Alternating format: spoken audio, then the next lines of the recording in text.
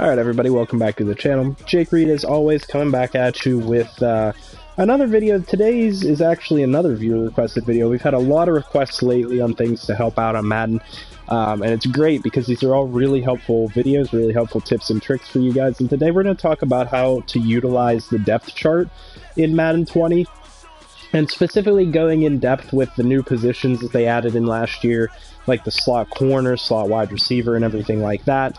And we'll go ahead and kind of take you guys through the depth chart and everything on what exactly is what, where you need to place people in their depth charts. And actually, hold on a second, I might not be able to... might not actually be able to do this right now because the... it looks like the servers aren't working. But we were going to talk about the depth chart here on Madden. There we go. Okay, we're going to hop in, look at the depth chart a little bit. Now, you can look at the depth chart from two different places. You can look at it from the Adjust Lineup screen, and you can look at it from the My Team tab and go into depth chart, and you'll be able to see everything and how it's placed in your roster. Now, the things that you're really going to want to pay attention to are the new positions, like I said, that they added last year in Madden, which fall after like kick return, kickoff specialist, and long snapper. They added in last year third down running back, power running back, slot wide receiver, rushing left end, rushing right end, rushing D tackle, sub linebacker, and slot cornerback. And I'm going to first kind of describe how each of those play out before I tell you guys how to maximize the use on those. Now, the third down running back, all this is the running back. It's kind of confusing to a lot of people because it's not actually your third down running back. Third down running back implies that if it's third down, no matter what, this guy's going to be on the field, which is not the case. Third down running back, what it really means is this is the guy that's going to be in on passing formations. And so if you are in the shotgun, even if it's first or second down, the third down running back is going to be on the field. And if it's third down, and say it's like a third and inches, and you're coming out of a heavy formation, your power halfback's going to be in. And so third down running back is kind of a misnomer. It is misleading, and it is not self-intuitive as to what this represents. The third down running back, like I said, this is the guy that's going to be in passing formations for you. He's mainly a receiving back.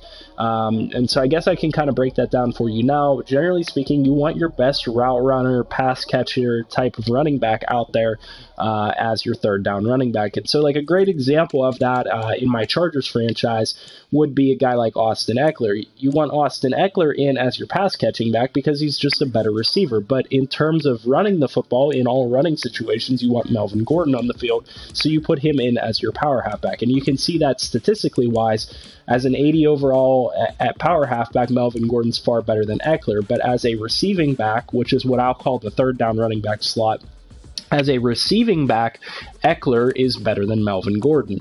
And so that's just a basic example of how you want to utilize the third down running back versus power halfback. The third down running back is going to be your pass catching back out of passing formations, and pretty much everything else, including the heavy sets, is going to be your power halfback. And so that's how you're going to want to utilize those. That's how you're going to want to maximize your ability as a team with regards to the depth chart on those two positions. But if you're a team like me that only has really one good halfback, you know, you're pretty much putting in your Saquon Barkley or your Ezekiel Elliott or whoever it is on third down and on power halfback plays. But generally speaking, it would help you guys to get somebody that can take on some of that role, because then your running back won't get as tired. You know, if you do mix up your play calls a lot between heavier sets and passing sets, which I do a lot, it helps to have two different guys that you can mix in there, you know, from time to time. And you can even, you know, mix in other guys. You don't necessarily have to have it just be two. You could mix in multiple guys and turn your auto subs up so that way you can utilize multiple running backs. But that's pretty much all there is to that. I mean, if you put the guy in, like I said, third down running back's your pass catching guy out of shotgun, and then power halfback's going to be your heavier sets, your single back sets, your strong sets, weak sets, stuff like that. With slot wide receiver, this is one that does confuse a lot of people.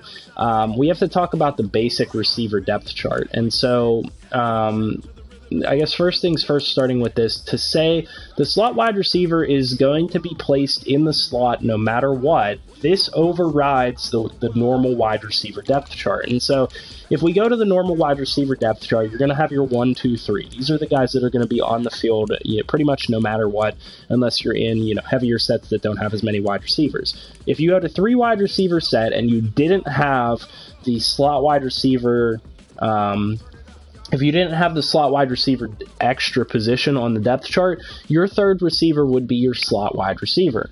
But what a lot of people will do is they have somebody specific that they want to designate as a slot wide receiver. Generally speaking, that's going to be, somebody that can catch the ball inside, that maybe has good catch in traffic. And so, like, if you're the Chargers, for example, I like to put Keenan Allen in the slot wide receiver spot because he's really good at catching the ball.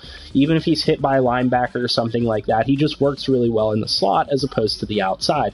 And then you want your faster guys on the outside. So you would take that guy that you want on the slot, and no matter what position he is on your depth chart, you're going to want to put them as your slot wide receiver. But as you can see in this case, I just have my third wide receiver in as my slot wide receiver, and that's what I want to have happen. I want Darius Slayton, the fast guy, to be my slot wide receiver, and on my wide receiver depth chart, you'll see this should actually be flipped. I want Darius Slayton to be my number 3, and that's just kind of how I want it to play out. But like I said, if you do your slot wide receiver depth chart differently, this slot wide receiver spot will override your other positions. So if I put Golden Tate in here, anytime that I have 3 wide receivers, Golden Tate will be placed in the slot, no matter the fact that he is listed as the number 1 wide receiver on the depth chart. No matter what, that slot wide receiver will override the other depth chart, and so you have to keep that in mind. If you accidentally put these guys into, you put your number 1 receiver in the slot, he's not going to be on the outside for you, so you really want to keep that in mind. That's kind of really important for you guys. Then we're going to want to talk about the wide receivers in general. And so if you do put Golden Tate in as your slot wide receiver, he will bounce back to the number 1 receiver if you only have 2 wide receiver sets. Like I said, the slot wide receiver depth chart over here will only take into effect when you have 3 or more wide receivers, and that's exactly what a slot is. The slot wide receiver is the inside receiver, not the outside receiver. And so your slot receiver will come in and be placed accordingly based on whether you have that number of receivers or not. If you only have 2 wide receivers on the field, even if you have Golden Tate listed as your slot, he will still appear on the list that you have on the regular wide receiver depth chart. So if you only have 2 wide receivers, it will be Golden Tate and Sterling Shepard on the outside, no matter whether you have one of these guys in the slot or not. And then once you go to 3 wide receiver, 4 wide receiver sets, then it starts to change. Say you have Golden Tate as your slot, he will automatically be placed in the slot, and then the next guys up will be placed in the 1, 2, and whatever outside spots there are. So Sterling Shepard would then be the number 1 receiver on the outside, and then Darius Slayton would be the number 2 receiver on the outside. That's just basically how the receiver depth chart breaks down. I don't really have insight as to, which side of the field that they pop up most of the time. My personal experience seems to indicate that the number 1 receiver is usually on the left side of the field, but that's not always the case. That can change, especially if you flip your plays, or if the play has the red target, the red route on the right side of the field. That could be your number 1 wide receiver. So like Keenan Allen could go from the left side to the right side of the field. Most of the time, though, I seem to notice that my number 1 wide receiver lines up on the left side of the field. So that's kind of how all that plays out. Now, some other interesting positions that they added in are these rushing defensive lineman spots that I think go, misutilized by people.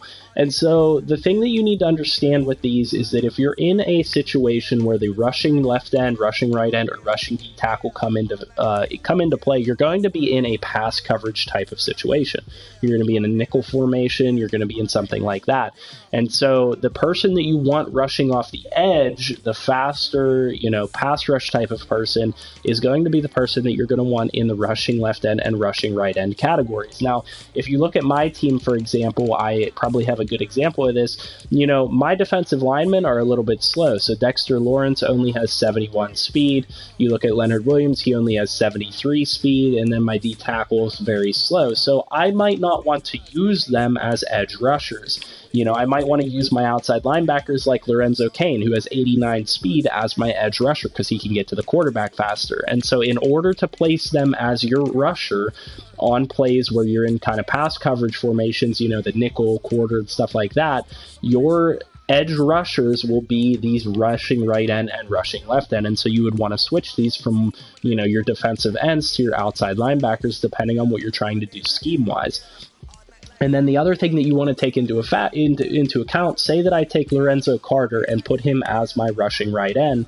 What I then want to do is go to my rushing defensive tackle and take Leonard Williams, who is a good pass rusher, and put him as my rushing defensive tackle.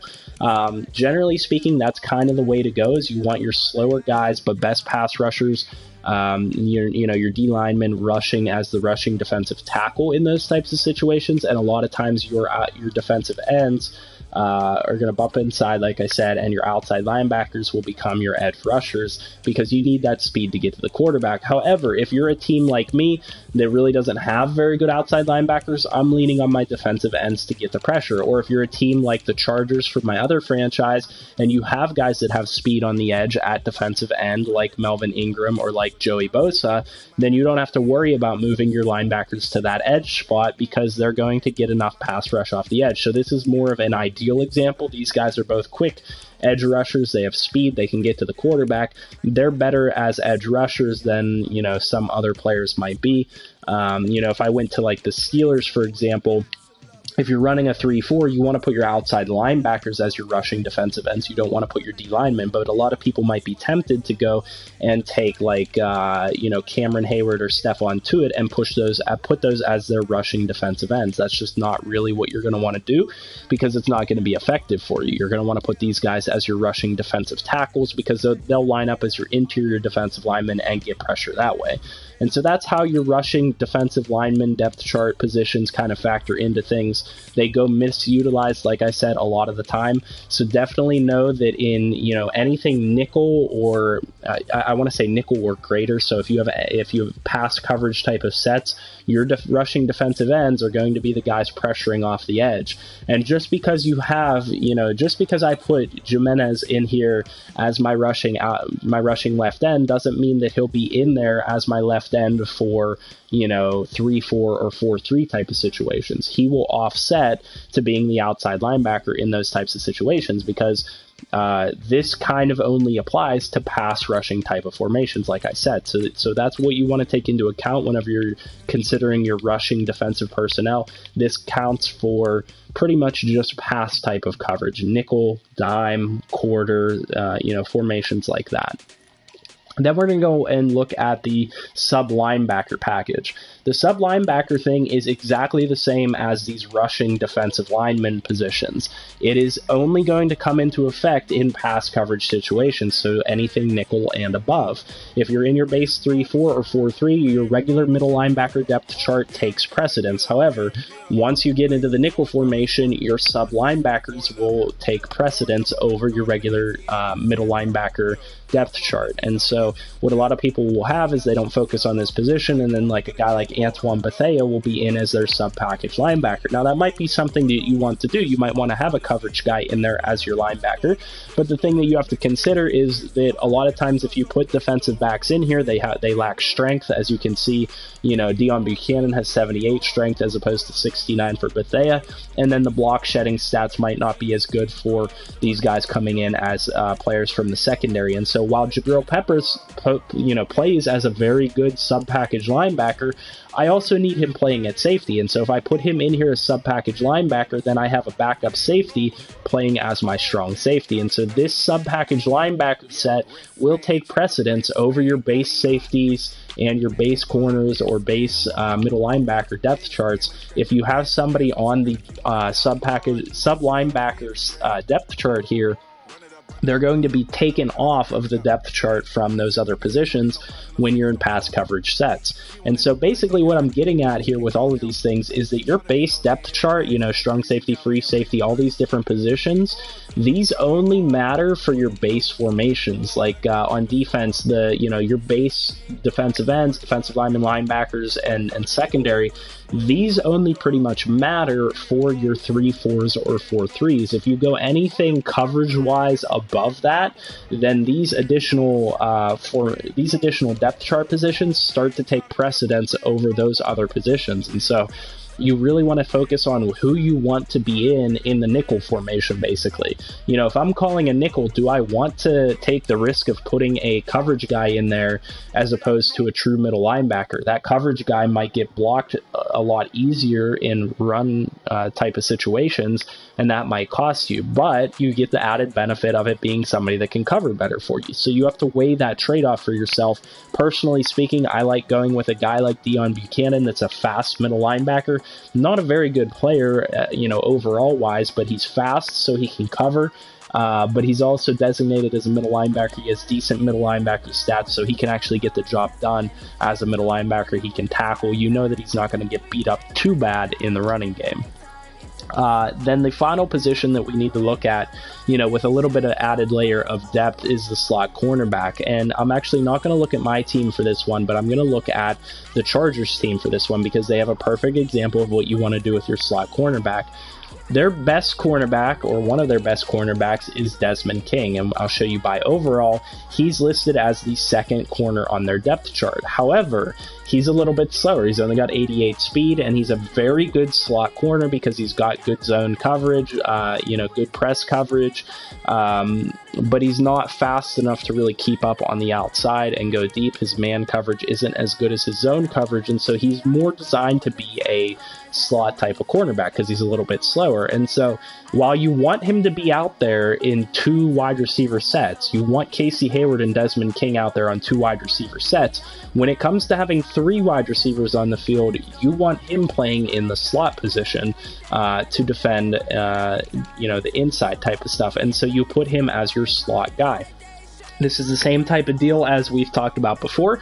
The slot position here is going to take over in pass coverage situations whenever there are 3 corners or greater on the field. This guy's going to be designated as the inside guy, and then the rest of the depth chart takes over from there. So he will be taken off of the regular cornerback depth chart and put in automatically as the slot guy, and then you're going to go back to the corner depth chart, and everybody else in their order will be the outside guy. So Casey Hayward will be the first outside corner. You skip Desmond King because he is the slot. Michael Davis will be the second outside corner, and so that's really important for you guys to take into account, that that's how they're going to line up. Generally speaking, the number 1 corner is going to line up, I believe, on the right side of the field. I could be wrong on that. I don't really pay attention to it, because generally what I do when I get into game is I go into coach adjustments, which I can show you guys real quick. I do coach adjustments and change my defenders so that they are matched up either by overall with the receivers on the other side, or matched up by speed, depending on, you know, what the matchup is. You know, if I'm going up against guys that have, you know, one really good corner, or one really good wide receiver, I want my best corner to be on that guy, or something of that nature. And so make sure that you do your coach adjustments and line up accordingly. You know, maybe you do have guys like Desmond King that are really good overalls, but kind of slow, and you're going to want to try and choose your matchups accordingly.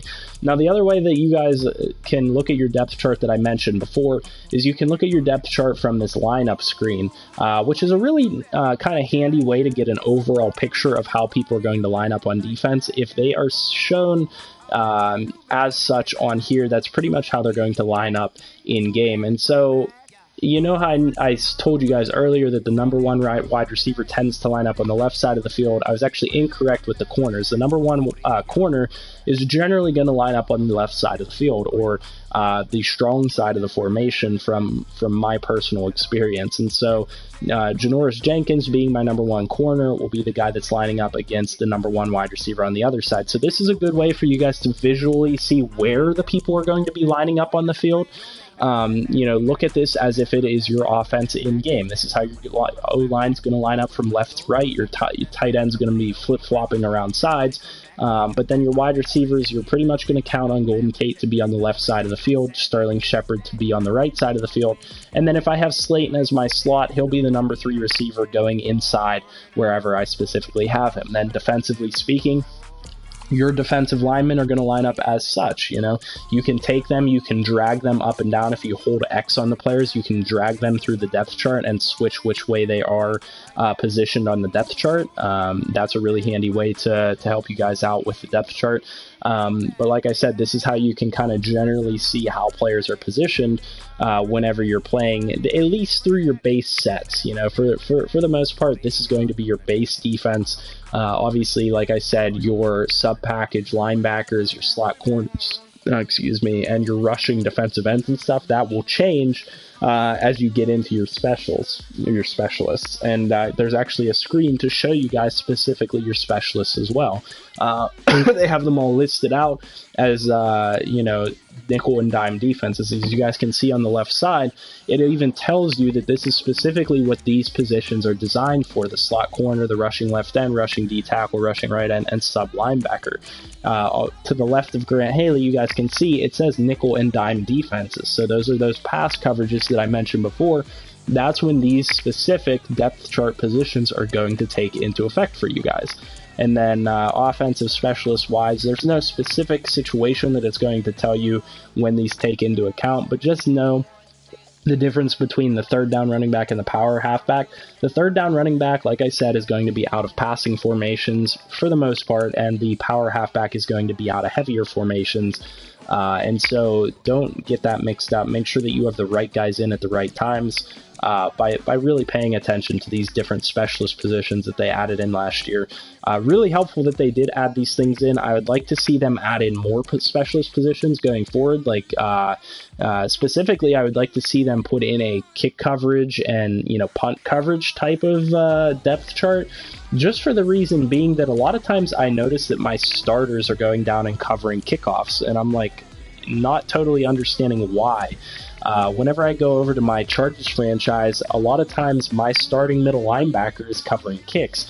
And it's just the way that their formula works. They have a formula that determines who is going to go in and cover kicks, and it like depends on their depth, their position on the depth chart, you know, what their abilities are in terms of covering the kicks and whatnot. And it just seems like it's not very intuitive as to, you know, who's actually going to be covering kicks. And the reason that that's a problem, and I like to bring this to people's attention, is that if you have somebody covering a kickoff, they're basically running like a 75-yard sprint.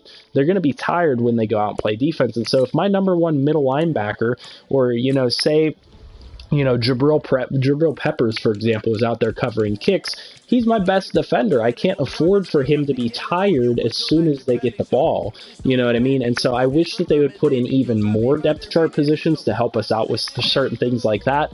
But as always, if they do come out with anything like that, hopefully in future Maddens, I will definitely keep you guys posted on it and let you guys know how exactly to utilize it to your best potential.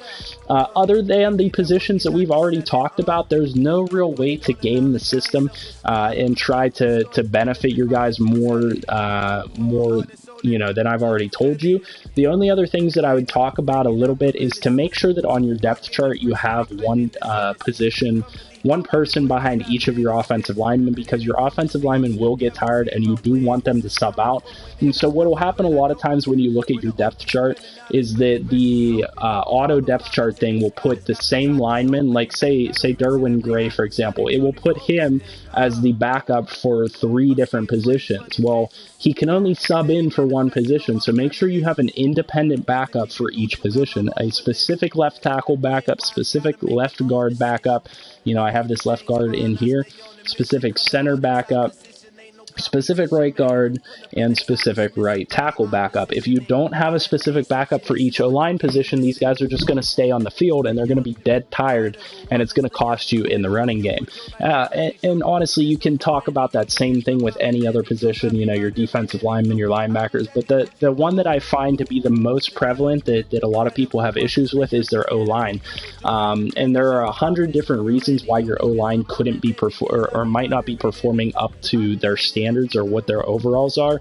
And that is one of the biggest reasons that people's O-line doesn't play very well. It's because they get tired. Maybe they're running hurry-up offense, and then the backups sub in, or maybe they don't sub in because they didn't have their depth chart set properly to allow their backups to come in and actually replace the offensive line. So definitely keep that in mind. That's one of the biggest ones. And then other than that, there's not too much else to really help you guys out with in terms of the depth chart. Everything else is pretty much just straightforward. It's just like the QB depth chart.